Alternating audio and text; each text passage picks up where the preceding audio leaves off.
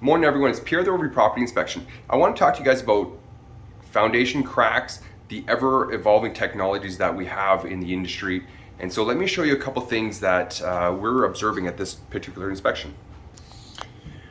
So here we have a professional crack that's been repaired by a contractor, okay? And so essentially the theory behind this crack is rather than using a polyurethane injection or an epoxy injection, what the contractors are doing now, or some, is they will put a bead of caulking on top of the crack, and then they will install this mesh in behind, and then they will cover it with excessive amounts of caulking.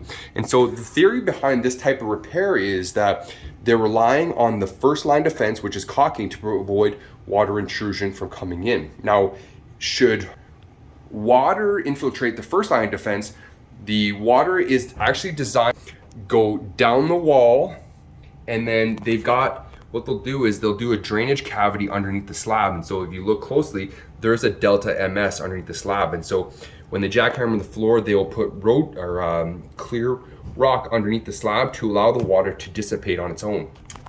Now, I've got a couple concerns with this type of method, okay?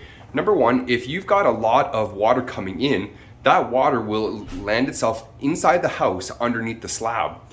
The concerns with that is if you've got enough moisture coming in, number one, that could erode the soil underneath the footing.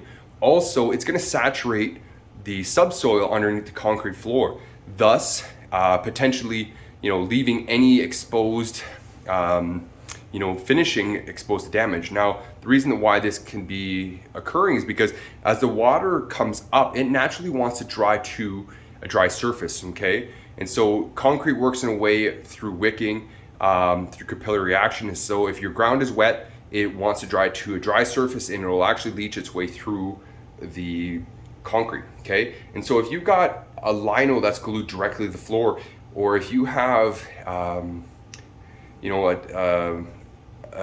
laminate flooring directly to the floor, well, that type of flooring is susceptible to discoloration.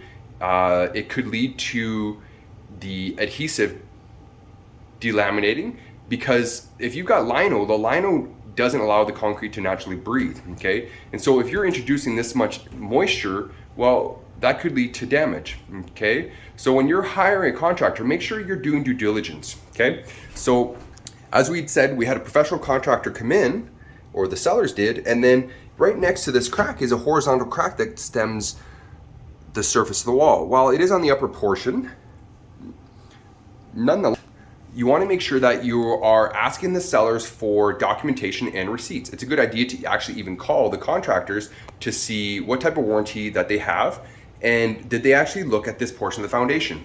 The reason it's important is because a lot of times contractors will come in, they'll give a bid to fix everything, all the cracks, and on occasion, the sellers or homeowners will elect to only fix that particular area and say forget the rest, okay? So make sure that even though you have receipts, doesn't necessarily mean that the cracks have been properly assessed. And so by requesting documentation and calling the contractor, it's gonna help you make, more of an informed decision. So beware, make sure you're up and informed on today's technologies that we're using in the construction industry. If you need a home inspection, reach out to Overview Property Inspection.